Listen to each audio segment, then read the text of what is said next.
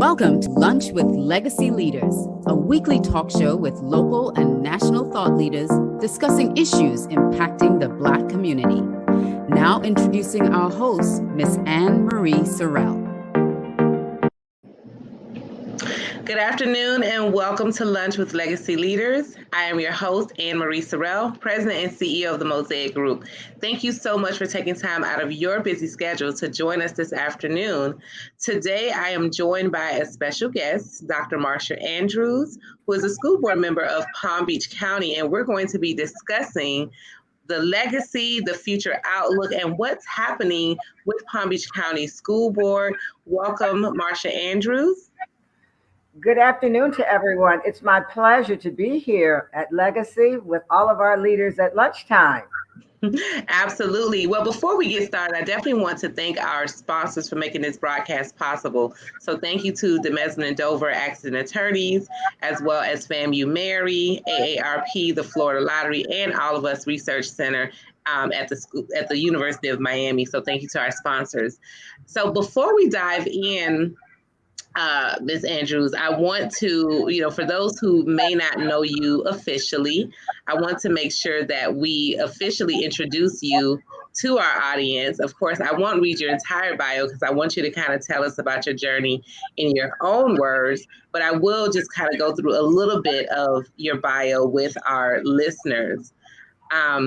So for those who may not know, on November 2nd, 2010, Marcia Andrews was elected to serve on the Palm Beach County School Board for District 6 and was re-elected in 2014 and 2018. As a school board member, her focus is on student academics and personal achievement. She works closely with the superintendent and the school board to ensure policies are in place that support student success. Ms. Andrews is actively involved with education advisory boards in the communities of District 6. She visits schools and is available to assist regional superintendents, principals, teachers, and staff. She's always available to assist parents. And as of 2012, she established a school board member satellite office in the Glades region, and school board meetings are simulcast from there as well. Just a few other highlights. She established the Glades Readiness Roundtable, which I have been a part of, and there's lots of great information that happens at that meeting as well. And so many other accolades that I, want to not use all of our time to go into. I want you to kind of just tell us about your journey in your own words, Ms. Andrews. How did you, first of all, what even made you want to run for school board member back in 2010? How did you get to that point?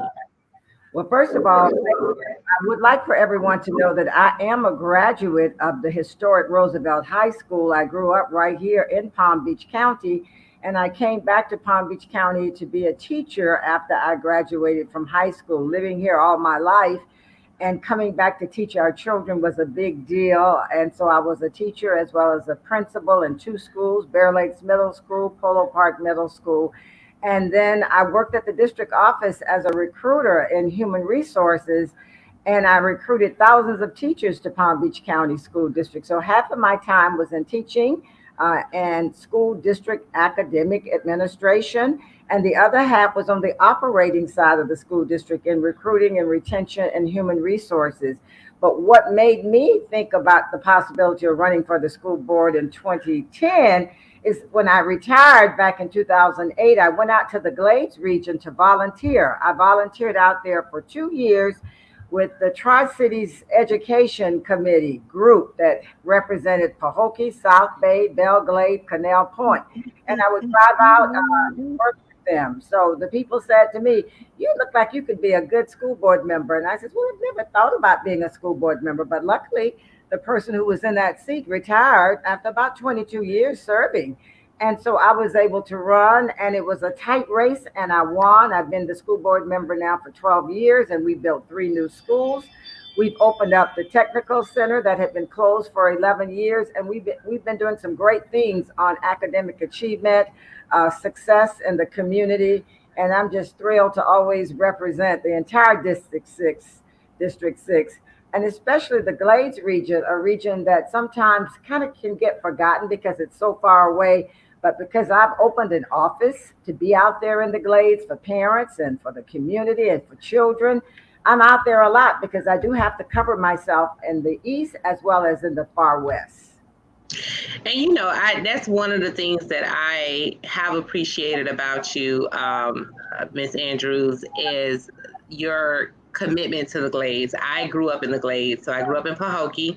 I'm a graduate of Pahokee High School.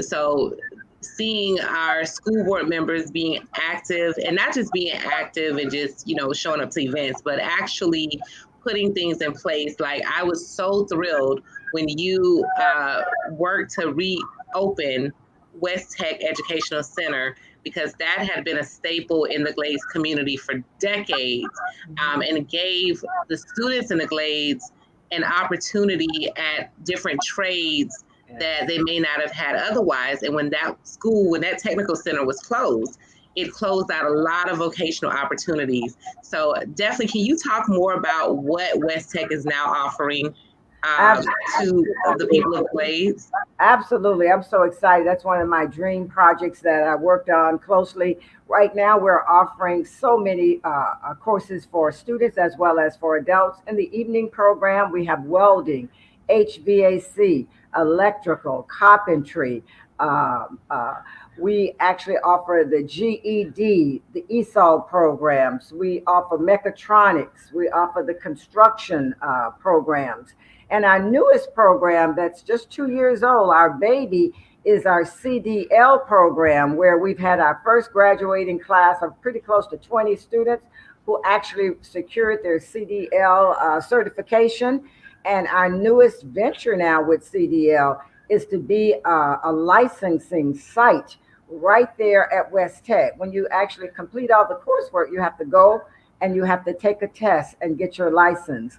And we have applied now, the school district of Palm Beach County, to the state to make sure that West Tech can be a licensing site for all of those who actually complete the program. And to see the graduating class of CDL just recently, all those young people who now have completed will be able to make big salaries, $50,000, $60,000, $70,000 and more, or can be an entrepreneur with their own business and with their trucks. They can do almost anything. And that's with the course. And scholarships are available. So with all of the programs during the day, we have the construction academy going on there. We pick up students from Pahokee, from Glades Central, from Everglades Prep, from Crossroads Academy, and we're actually venturing to the east to pick up students from Wellington and Royal Palm Beach, Palm Beach Central. So we know that the pathway for all students is college and or career. And for a while in the Glades region, we did not have our technical school. And when I was elected, that was one of the things the mayor, the parents, the community said, we must open our technical school. And so I traveled to Tallahassee over the years to get millions of dollars from the legislature to get these programs back up and running. And I want to thank the Hill Foundation of the Glades region, who was the first group to step up and give us $150,000 to open up West Tech. And so many have given since then. Florida Crystals, just name all of the different entities in the Glades. The school district of Palm Beach County has been a tremendous asset to making it happen financially. But a lot has come from a lot of the community partners who said, yes, this is needed. And this is where I saw you, Ann Marie, at the round table, which meets once a month, talking about what we have to do to better educate our children in the Glades region, how we can better service our community, and how we can all work together, the business partners, the community partners with our parents, our schools, our elected officials, our community organizations, our nonprofits. We all come together and look at what's going on in the Glades and how we can take it to the next level. So I would love to continue that work. It's been very heartwarming to me to be out front in leadership and doing the work for the people. No, and thank you so much for the work you've been doing. Very, very important. And you said you'd like to, before we get into some of the issues, are you in a runoff? Well, it's really not a runoff. It's just I'm running through the general election. You have to get 50 plus 1% in the primary. So I got right up to 49%. I had 5 people in my race, including me. And when you have that many people in the race, you have to narrow it down. I almost got 51%, but I was so close. So as a result, I'm running again with the highest level person, which had 18%. We're running in the general election, and I truly hope that I will be successful to continue this work on behalf of the children of Palm Beach County, the Glades region in particular, which needs a lot more help sometimes than some of the other regions, as well as the community partners that we're working with for all of District 6 and all of the schools in District 6 and across the whole school district. School board members represent everybody, but we're elected to really truly service our district. So I hope to be the one to continue to service District 6. Okay, just we're great. For those who are listening, if you're in District 6, Ms. Andrews is on your ballot for November. And of course, based on what you hear on this show, as well as doing your research on Ms. Andrews, you can make an informed decision on whether or not to support her on your ballot for the November 8th election. So I just wanted to put that out there. So let's get into some of the issues. What do you feel are some of the current challenges, particularly for your district? And definitely, if you're reelected in November, how do you see as a school board member and with the support of your colleagues that you can work to improve those challenges or overcome them?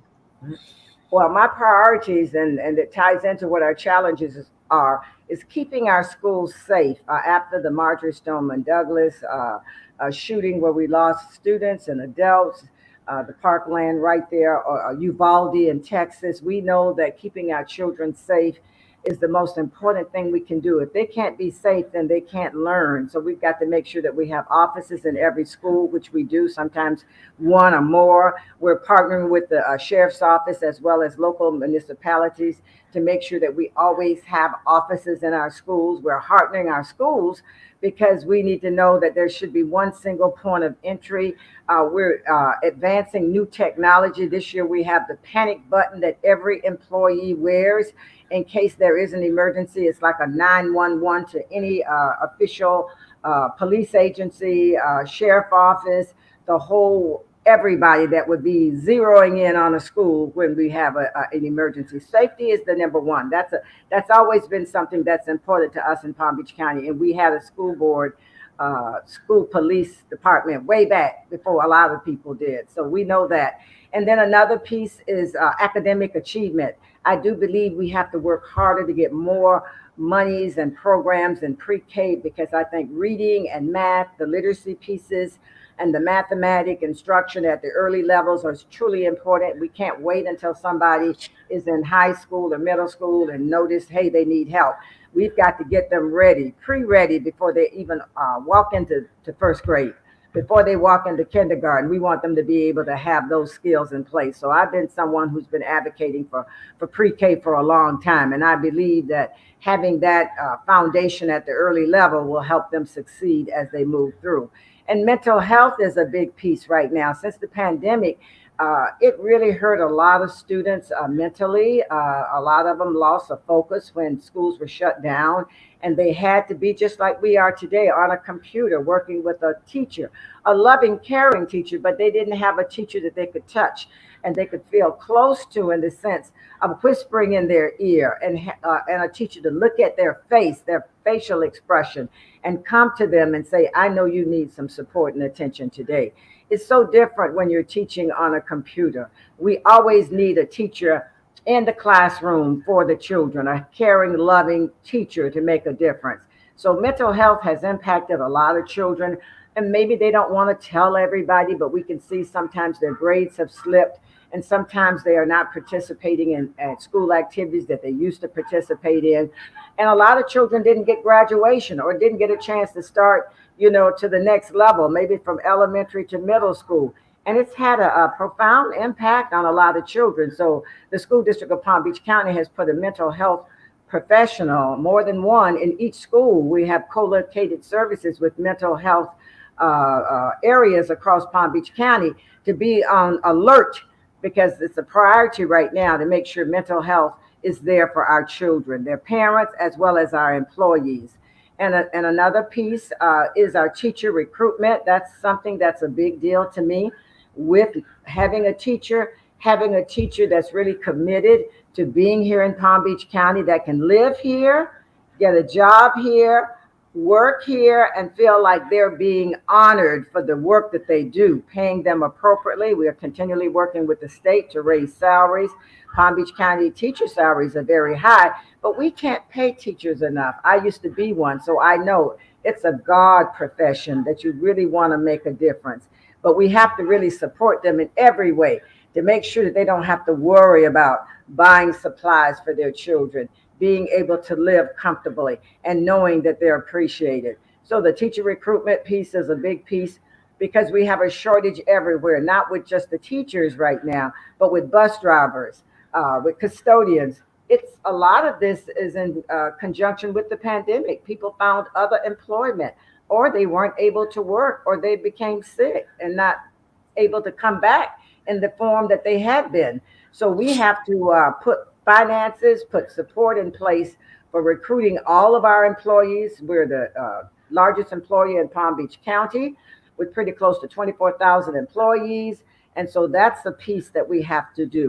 But certainly mental health, academic instruction with improvement in literacy and math, especially at the pre-K level, safety, mental health. It's a combination of a lot of things that we have to do. We're an A-rated district by the state based on a test, but we know that a test does not tell you everything that you need to know about every individual student. So I'm proud that we have a 95.9 graduation rate and an A rate from the Florida Department of Education. But I know that every child is different, and every child needs to have a process, a program, a teacher, and a curriculum in place that suits their needs, so that they can actually move forward to be successful academically, as well as socially and emotionally, which is a big deal after the pandemic. And we know we've had challenges before the pandemic, but it's compounded a bit, and it's going to take us more than 1 or 2 years to get it done. But everybody's working together to get it done.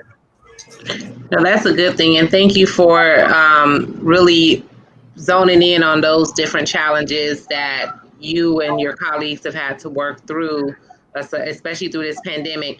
Of course, I want to switch gears to the legislative challenges that has come down from the state, particularly the governor's office and the previous legislative session we just had earlier this year. There was a lot of focus on schools and school districts, to the point where some counties have had school board members removed for certain things, fined, or not even fined, but, salaries taken away for not working within certain mandates, et cetera. And of course, we're only months away from another legislative session. So how do you feel about some of the current laws that have been put into place, or bans, whether it's banning books or the quote unquote don't say gay, or I know there's not CRT in our schools, but can you speak on some of those? And then what do you, if you had a crystal ball, what do you foresee in this upcoming legislative session that we're just months away from?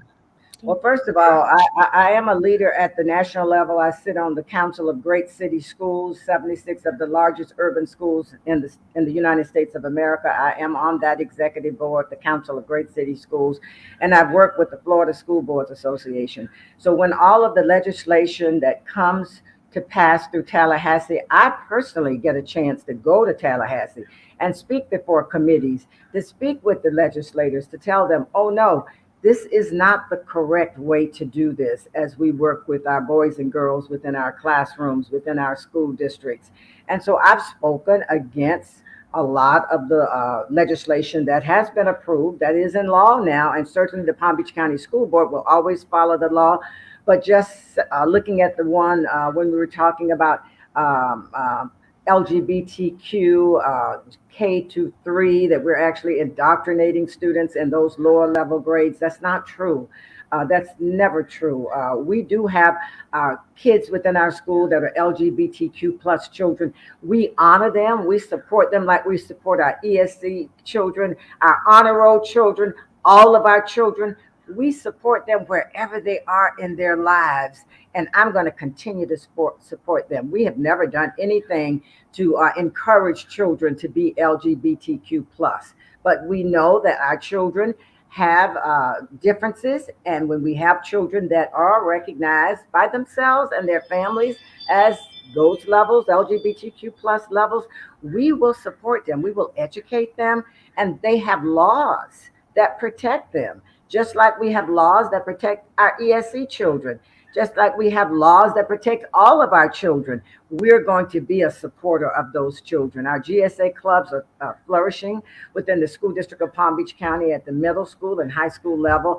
I want children, all children, to know that as a school board member, as a teacher, as a former teacher and a principal, I'm your best cheerleader to tell you you can be anything that you want to be. And we want you to love yourself and to do your best. So that was one, I think, that was misread and saying that we were doing these things, but it's in the law now that we are not to delve into those issues at K-3, but we never did in the first place. And we love all of our children. Another piece that was out there was talking about the CRT. We don't teach that, as you said, but it's important for all of our children to know history, factual history. We're going to continue to teach factual history. The state of Florida has the law that says we have to teach African American history, Holocaust studies, Latino studies. There are parts of our history that's dedicated through the law that says we must teach, because we had not been doing it before. Well, so the legislature has put that in place, and we are doing a pretty good job in Palm Beach County in making sure that we highlight those. But I mean, everybody's history. Right now, we're celebrating Hispanic Heritage Month. So we want to celebrate everybody's history, teach everybody about each other's history. It's not for anyone to feel that they've done something bad back in history. We are here in the present, but we have to know our past. All of us have to know our past, where we've come from, to help us know where we're going and how we can improve ourselves so that we can do better in the years to come.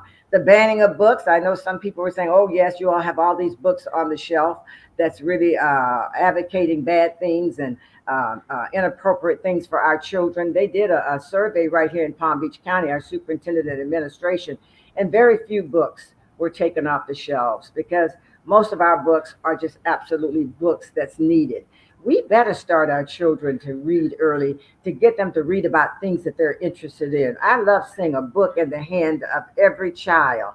And so we know that we have to continually encourage our children to read, and we can't start banning all the books that tell about our past and our history. We've got to talk about the facts in the books, and we've got to let the children know those books are there for them to learn, to grow and develop as they proceed in life. So it was a lot of stuff that was mumbled up in the law and was ambiguous and not clear. And I know people took it and ran with it to say, you're doing this bad or you're doing that bad. And they lost a lot of trust. But, you know, I've been here in Palm Beach County. I grew up here in the schools. I love the teachers that taught me.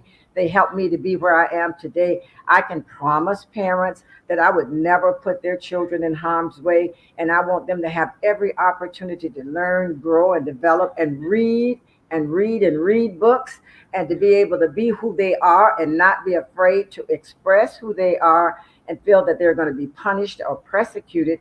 I will never be about any of that. And I will be about making sure that I listen to a parent's voice when they tell me what their feelings are. This is why you see me on the ground in Wellington, Royal Palm Beach, Loxahatchee, the Acreage. It's a big district, District 6, which keeps me on the road all the time. But today, Ann Marie, I wanted to be right here for Legacy at Lunch to tell you I'm on the ground with parents, with the community, and with all the endorsements that I've received. People have checked me out thoroughly because I've been around a long time, and they can see my work with parents. with the community. The community leaders know me. The elected officials know me from every town. And they want to support me in this next election because we've been in a tough place with this pandemic. And we know that we've changed a lot within the country, within Palm Beach County, within the state of Florida, with how people feel and how they behave. We need to have someone that can truly think sensibly, commonly, including everybody, but making sure we do what's best for everybody's children. No, I agree. And thank you for that. So, I think as far as I can remember politically, this is probably the first time I've seen a governor use his power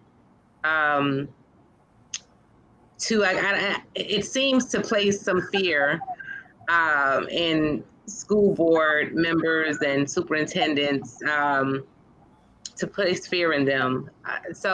And I've asked this to other leaders who we've had on the show, whether it's this governor that may be reelected or a new governor. How do you navigate and how do you continue to take a stand for what you believe in when your very seat is not threatened by voters, but threatened by a governor who can use executive power to punish those who may not agree with their decisions? And again, whether this current governor or future governors, how do you as a school board member take a stand in situations like that? Well, I want to tell you, Ann Marie, when the governor said to us about the mask mandate, no one was wanting to disrespect the governor. We respect the governor. We respect the levels of authority. We follow the state statute policy, follow state statute. But we have to do what's right for our children. That's the reason I'm out here right now.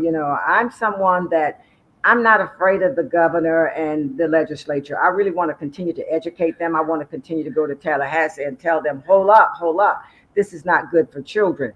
Now, if for some reason something comes back out again and I can't speak out at the state level, I will try to speak out at the state level, but it actually comes through. If it's the law, I have to follow the law. But I will continue to speak up and say my piece about what I think is wrong as it relates to our children and for them to be doing the best that they can do in their lives as far as education. I don't worry about being removed. If the governor feels that my statements, whatever I've done, is inappropriate, then I can handle that. Having been a lifelong educator, being a teacher, as long as I feel like I'm doing what's right, and the governor wants to take me down, then I know that the community will recognize me for standing up for what's right for children. That's why I'm running to stand up for children, to make sure they get the best education possible. And if for some reason something political has come up that I can't support, I can assure you the governor can take me out because I'm going to stand up for what's right. Well, no, thank you for that. So as we wind down, Ms. Andrews, thank you for definitely sharing the things that you have worked on over the last, I guess that would be 12 years. Yes, 12 years. 12 years that you've been serving. And of course, you seek to continue serving the residents, parents, and students and staff of District 6 at the school board. What closing nuggets or information would you like to leave with our listeners today? Well, I'd like for them to know that I truly love the children. This is why I'm still here and doing the work. I've loved them from the day I started as a teacher because someone loved me. I didn't have a lot when I grew up. I grew up right there on Tamarind Avenue, and I made it. And a lot of people made it happen for me. So this work that I do is more of a passion. It's not a political thing. It's more about doing what I have to do to give back to all of the people that did for me. I've got to take care of every child I can to see if they can be successful in life, to provide them an opportunity to go to college if they choose to, or to be in a career. That's why I work so hard for the technical schools. And I want to make sure if there's a mental health issue, they can share it with me, or their parents can share it with me, and I'm going to get them the help that they need so that they can be supported. We have homeless issues here in Palm Beach County, food deserts. We have all kinds of things that impact our families and our children. And I remember some of those things happening to me when I grew up. But somebody took me by the hand and said, you can be anything that you want to be. And that's what I want to share with the audience. I tell that to children every day. What are you planning to be when you finish school?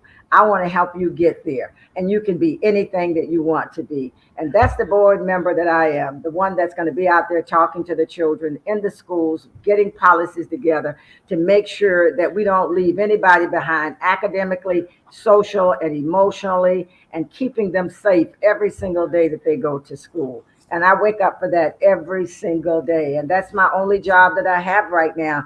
And I don't consider it a job. I consider it an honor and a love and a passion. Awesome.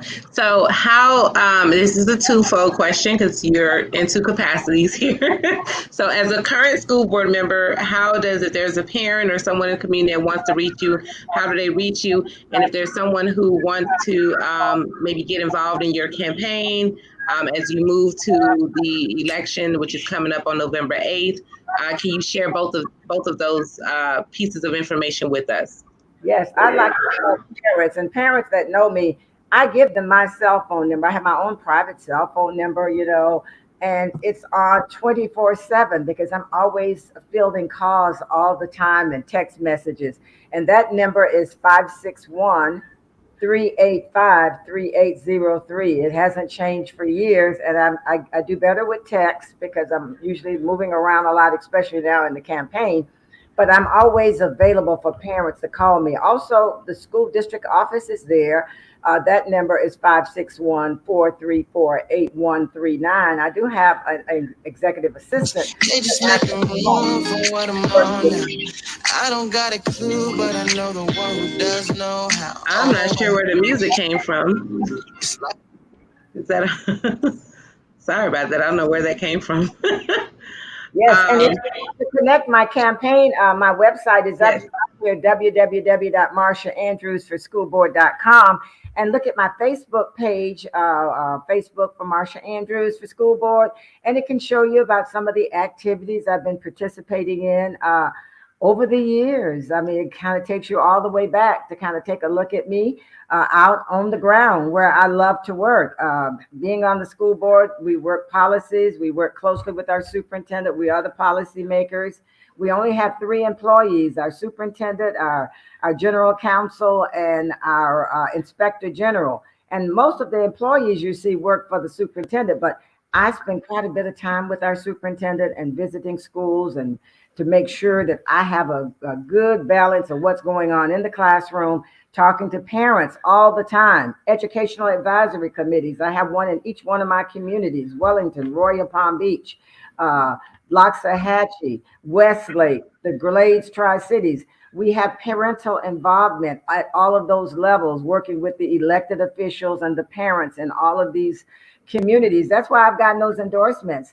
They see me at their monthly meetings. I'm talking to them. I'm talking to the parents, not just because I'm running for office, but I had a head start because when they put their faith in me 12 years ago to do certain things, I did them. Westlake, for instance, they didn't have an educational advisory committee, but that's when they became a city a few years ago, they said they wanted one. That's something that I helped to develop with one of the elected officials, Katrina Long Robinson. We said we're going to get one right here in Westlake. She was there at that time. And now they have their own educational advisory committee where parents do get a chance to have a voice. The PTAs of each school, the school advisory councils, all of those are voices for parents. But I recognize parents work and sometimes they can't get to any of those places. And this is why I go to the community and I knock on doors and go to events and go to church and see the people and say, hi, how's it going? What do I need to be doing for you? As a principal, one of the things I did back in the day is I went out into the communities and had my official meetings with people who could not make it to the schools. And that's something as a school board member I try to practice by being out into the community, knowing where people live, where they're coming from every day. That helps you to know what your student's life is about before they arrive in your classroom every day. And sometimes they may not always feel good when they get to school every day. So it's our job to help them at their home so that when they do come to school, they can feel ready to learn and be able to have the best life possible. That's always the end result, for them to be successful. And when they see Miss Andrews, they know me and they can wave at me and I can wave at them and tell them, hi, I love you all. Have a great day today. And when they see me at church or in the community or at a festival, like I was at the Hispanic festival on Sunday out at Torrey Island in Belgrade, I saw so many kids I knew, and they asked me for things that they wanted at their school. One kid said, we need to have 50% free time, Miss Andrews. I said, oh, I don't get a chance to learn anything if we do that. But they felt good enough to talk to me like that. And that was not at a school center, that was out in the community. And I just think that kind of relationship I have with the students as well as their parents all over in Wellington and Loxahatchee and Royal Palm Beach at the Loxahatchee council meeting just night before last. And they love it because they say, oh, there's Miss Andrews sitting here. And I was just sitting there to say hello. And this is what I try to do as much as possible.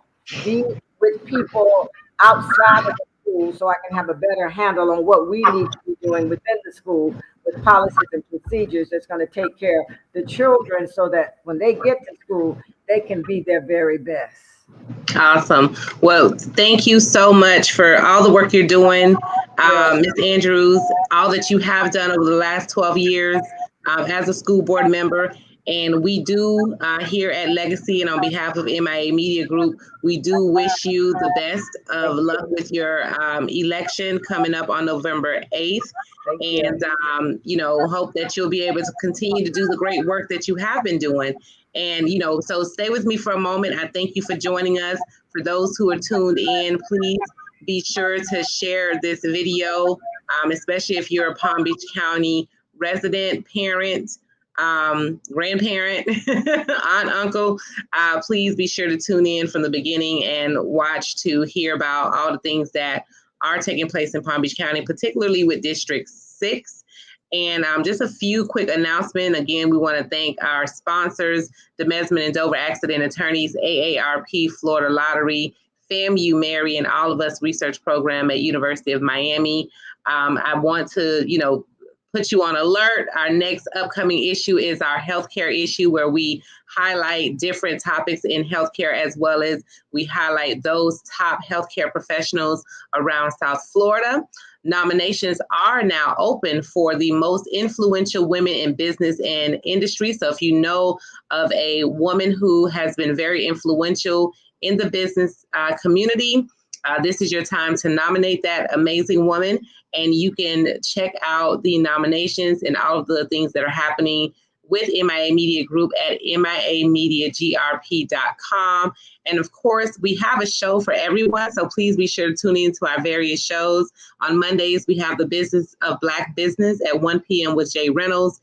Tuesdays, My Money, Your Money at 7 p.m. with Bridgette Lumpkins. Wednesday, Soul at 7 with Nikki Jellin. Thursdays, of course, with yours truly, Lunch with Legacy Leaders at noon. And Flavor of South Florida at 7 p.m. on Thursdays with Chef Irie. And of course, we cannot forget about our health, because health is wealth.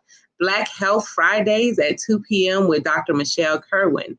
Again, be sure to mark your calendar, share this video, and tune in with us again next Thursday at noon. And thank you again, Ms. Andrews, for being here with us.